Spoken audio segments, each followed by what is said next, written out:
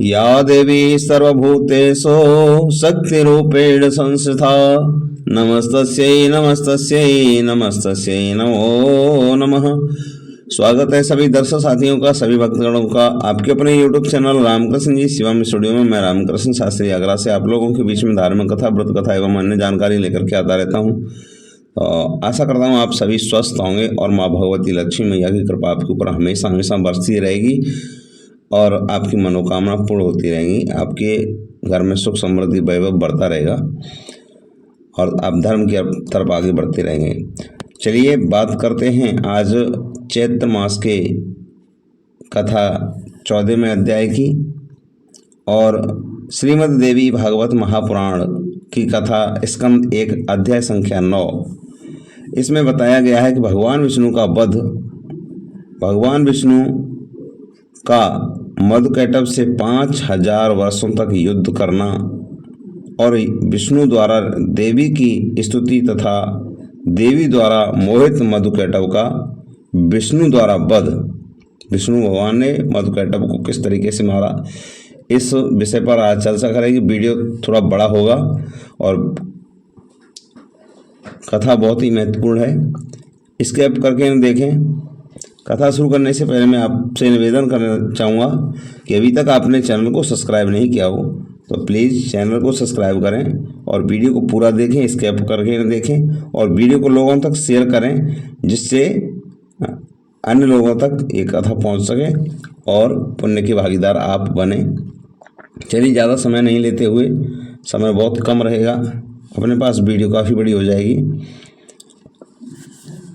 सूत जी महाराज बताते हैं कि हे मुनियों, जब जगत गुरु भगवान विष्णु शरीर में निंद्रा देवी निकली, जब भगवान विष्णु के शरीर से निंद्रा देवी निकली, उस समय उनके नेत्र, मुख, नासिका, भुजा, हृदय एवं वस्त्र शैल निकट से विश्रेष्ठ तामसी शक्ति आकाश में स्थित हो गई और भगवान विष्णु भी बारंबार जमाही लेते हुए उठ खड़े हुए।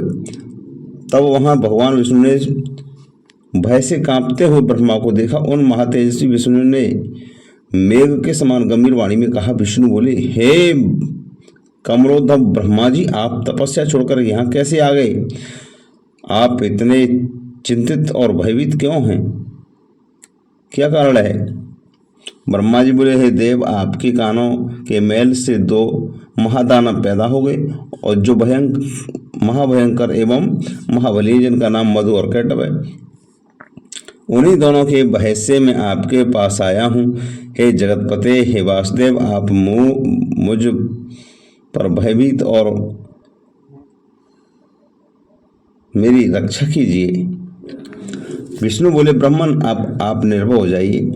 उनकी मृत्यु निकट है, इसलिए वे यहाँ युद्ध करने के लिए आएंगे और मैं उन दोनों दैत्यों का वध करूंगा। सूत जी बोले, इस प्रकार भगवान विष्णु ब्रह्मा से कहे ही रहे थे, तब तक वे दोनों मतवाले राक्षस महाबली वहां पर आ गए। हे श्रेष्ठ मुनि, वे दैत्य और महासागर के जल में बिना किसी अवलंब के निश्चिंत होकर के खड़े थे। उन अहंकारी राक्षसों ने ब्रह्मा जी को से कहा, ओ क्या बात है, तुम भाग करके यहाँ भी आ गए और इनके पास क्यों आए हो? अब तुम युद्ध करो, इनके देखते ही देखते हम लोग तुम्हें मार डालेंगे। तत्पश्चात से सैया पर सोने वाले इस पुरुष को भी मार डालेंगे, इसलिए तुम हम दोनों भाइयों से या तो युद्ध करो अथवा यह कहो कि मैं आपका सेवक हूँ। सूत जी बोले, इन दैत्यों का वचन सुनकर भगवान विष्णु ने कहा, अरे दानवेंद्रो, तुम दोनों मेरे हाथ से मेरे साथ में आप यच्छेद युद्ध करो। मैं तुम दोनों दैत्यों का घमंड चूर चूर कर डालूंगा। हे महाभागो, तुम दोनों को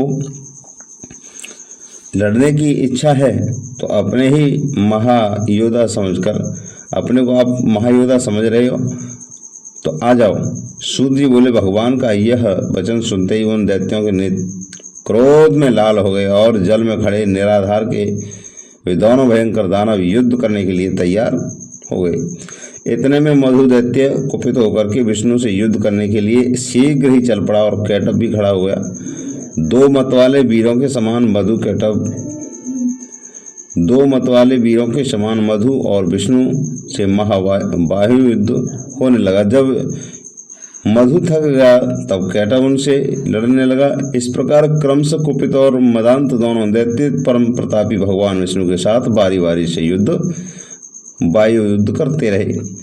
उस समय वहां पर युद्ध के दृष्टा ब्रह्मा और आकाश में स्थित आदिशक्ति देवी थी।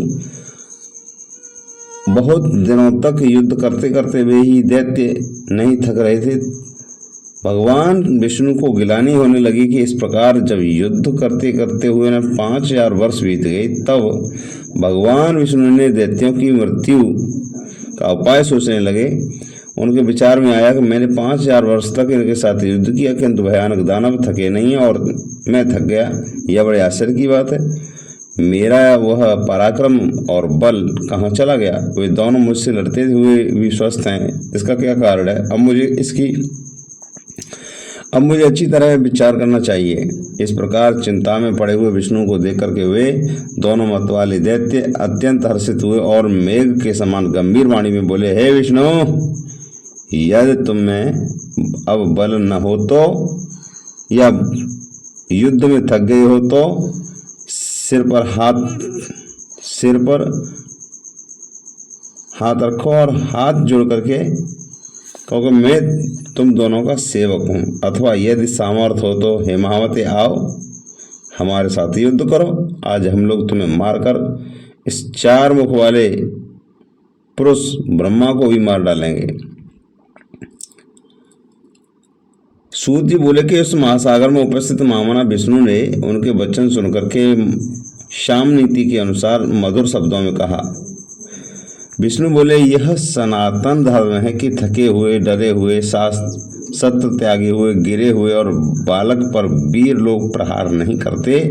मैंने तो यहाँ 5000 वर्षों तक युद्ध किया। मैं अकेला हूँ और तुम दोनों भाई समान बल वाले वीर, और दोनों बीच बीच में बारी बारी से विश्राम भी कर लेते हो, और मुझे भी तो थोड़ा विश्राम करने दो। तत्पश्चात मैं पुनः लड़ूंगा, इसमें संदेह नहीं है। बलि एवं मंदोमत तुम दोनों ही कुछ विश्राम कर लो। अब मैं विश्राम करके न्याय धर्मानुसार युद्ध करूंगा। और सूत बोले, भगवान विष्णु की बात सुनकर के दोनों दानव भी युद्ध करने की इच्छा से कुछ दूर जाकर के विश्राम करने लगे।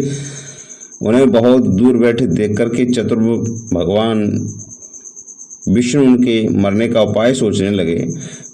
ध्यान की अवस्था में होकर के विचार करने लगे। उन्हें ज्ञात हो गया कि इन दोनों को देवी के द्वारा इच्छा मृत्यु का वरदान प्राप्त है, इसी कारण ये थकते नहीं हैं।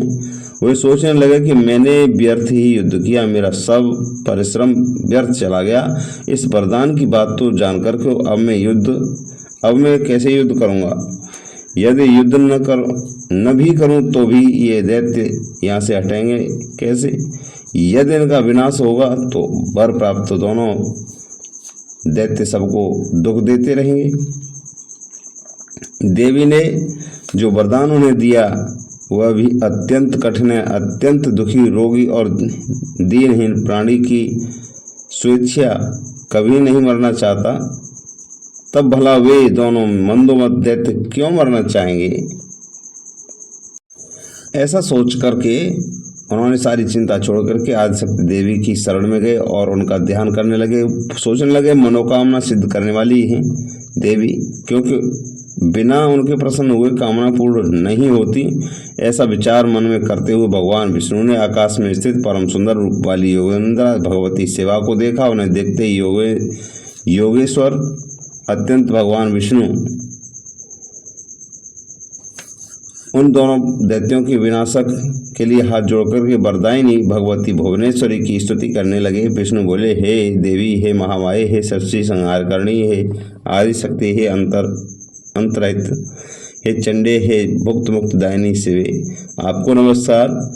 हे देवी, मैं आपके सगुण और निर्गुण रूप को नहीं जानता। यदि आपके जो असंख्य अद्भुत चरित्र हैं उन्हें कैसे जान सकता हूँ? मैंने आपके अत्यंत दुर्घट प्रभाव को आज जाना, जबकि मैं आपके द्वारा प्रेरित योग निद्रा में विलीन होकर के अचेत हो गया था। ब्रह्मा ने मुझे बड़े यत्न से बार बार यहाँ जगाया, किंतु मैं अपनी 6 इंद्रियों के संकुचित होने के कारण जाग न सका। हे अंबिके, उस समय में आपके प्रभाव से अचेत हो गया था। अब आपने अपना जब प्रभाव हटा दिया तब मैं जागा और मैंने उस दानवों के साथ अनेक प्रकार के से युद्ध किया। उस युद्ध में मैं भी थक गया, किंतु वे नहीं थके, क्योंकि उन्हें आपका वरदान प्राप्त है। तथा जब मैं वो ब्रह्मा जी को भी मारने के लिए दौड़े और मैं पुनः द्वंद्व युद्ध करने के लिए उनका आह्वान किया, तो हे मान प्रदायिनी, उस समय मैंने उसके साथ महासागर में घोर युद्ध किया। बाद में मुझे ज्ञात हुआ कि आपने इच्छा मरण का अद्भुत वरदान दिया है। यह जानकर आज मैं सरदायिनी आपकी शरण में आया। अतएव हे माता, अब मेरी सहायता आप ही कीजिए, और क्योंकि मैं युद्ध करते हुए बहुत ही खिन्न हो गया हूँ और देवताओं की पीड़ा हरने वाली आपके वरदान से दोनों दानव मंदोमत हो गए हैं। वे दोनों पापी दैत्य मुझे मार डालना चाहते हैं। अब मैं क्या करूं, कहाँ जाऊं? प्रणाम करते हुए उन जगन्नाथ सनातन वासुदेव विष्णु के ऐसा कहने पर मुस्कुराती हुई देवी ने उनसे कहा कि हे देव, हे विष्णु, आप पुनः उनसे युद्ध कीजिए। इन दोनों वीरों को छल पूर्वक मोहित करके ही मारा जा सकता है। मैं अपनी वक्र दृष्टि से उन्हें मोहित कर दूंगी, और हे नारायण, अपनी माया से जब तुम इन्हें मोहित कर दूंगी तब आप शीघ्र ही इन दोनों का वध कर डालना। सूत जी बोले कि देवी की प्रीति रस से पूर्ण वचनों को सुनकर के भगवान विष्णु उस सागर में युद्ध स्थल में आकर के खड़े हो गए, और तब भगवान विष्णु आते देख हुए दोनों युद्ध के अभिलाषी महाबली दैत्य भी वहाँ आ डटे। भगवान विष्णु को देख करके जब आमने सामने देख करके बड़े प्रसन्न हुए और कहने लगे, वाह हे महाकाम, हे चतुर्भुज, ठहरो, हार और जीत को प्रारब्ध के अधीन समझकर अब तुम हमारे साथ युद्ध करो। बलवान व्यक्ति विजय प्राप्त करता है, किंतु कभी कभी भाग्यवश दुर्लभ व्यक्ति भी जीत जाता है। आप जैसे महापुरुष हो, जय हो या पराजय में हर्ष या शोक कभी नहीं करना चाहिए। आपने दानव शत्रु होकर पूर्व काल में बहुत ही दैत्यों को अनेक प्रकार हराया, परंतु इस बार तो हम दोनों के साथ लड़ते हुए आप पराजित हो गए। सूर्य जी बोले, ऐसा कहकर वे दोनों महावायु दैत्य युद्ध करने के लिए तत्पर हो गए, तैयार हो गए। तब उन्होंने अवसर देकर के जो ही विचित्रकर्मा विष्णु ने उन दोनों पर मुष्टिक से प्रहार किया, त्यों ही उन दोनों बलोमंत दैत्यों ने भी विष्णु पर मुष्टिक प्रहार किया। इस प्रकार उनमें परस्पर महाभयंकर युद्ध होने लगा, और उन दोनों महाबली दानवों को युद्ध करते देख करके नारायण हरि ने दीन दृष्टि से भगवती की ओर देखा। सूर्य बोले, विष्णु की ऐसी करुणाजनक दीन दशा देकर के अरुण नेत्र वाली भगवती उन दोनों दैत्यों की ओर देख करके हंसने लगी। उन्होंने दूसरे काम बाणों के द्वारा मंद मुस्कानुयुक्त तथा प्रेम भाव से भरे अपने कटाक्षों से ऊपर उन पर प्रहार किया। इस पर देवी ने कटाक्ष को देखकर के पापी मधु कैटव अत्यंत मोहित हो गए, और वे कामांध दानव अपने ऊपर भगवती की विशेष अनुकंपा जान करके कामबाण से उत्पन्न पीड़ित होने लगे, और अपूर्व शोभाशालिनी भगवती को देखते हुए वे वहीं खड़े रहे।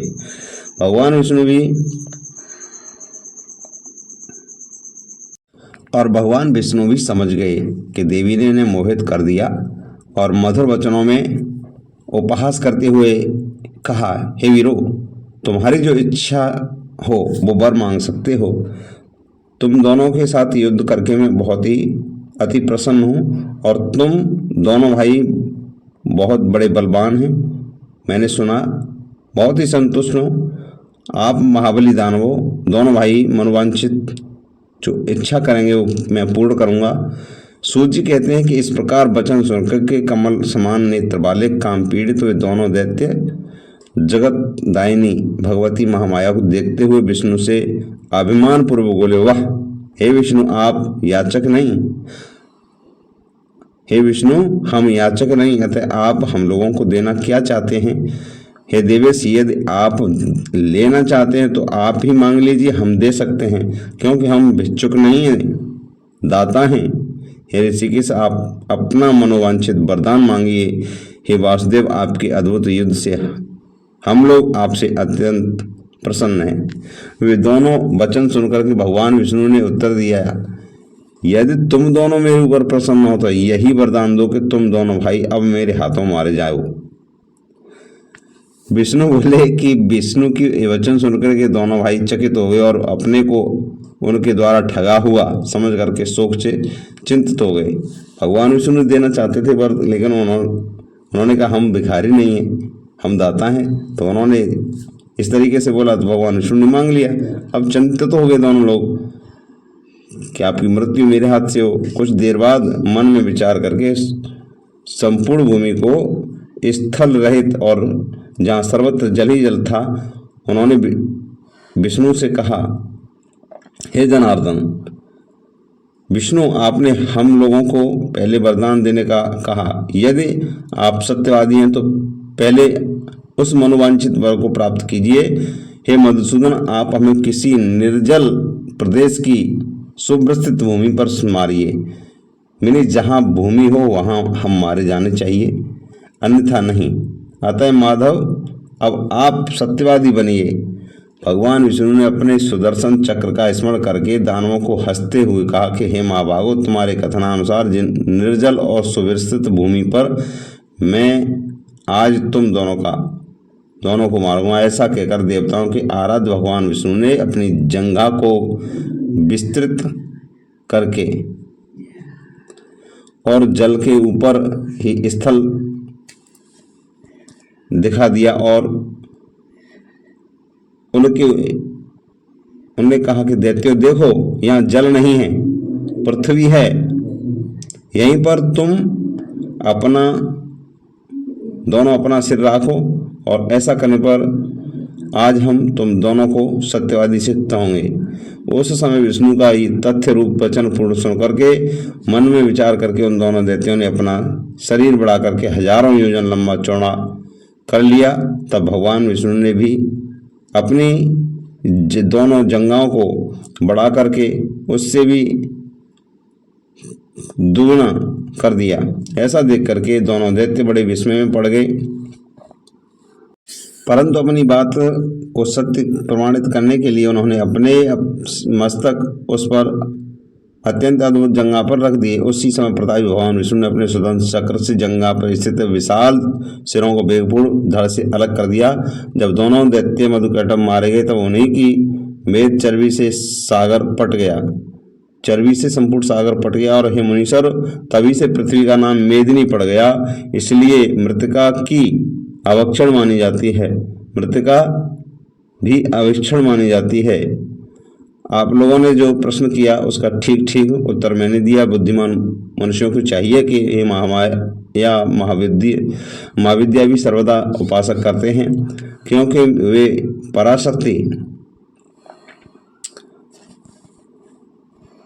पराशक्ति ही समस्त देवदानवों द्वारा आराध्य, उनके लिए बढ़कर कोई दूसरा देवता नहीं लोकों में। यह बात मर्या सर्वदा सत्य एवं वेदों और शास्त्रों का निष्कर्ष सगुण और निर्गुण के में सर्वदा उस पराशक्ति का भी पूजन करते रहना चाहिए। तो आज की वीडियो काफ़ी बड़ी हो गई और क्षमा चाहेंगे। वीडियो यहीं समाप्त होता है। जय माता दी, जय माता दी।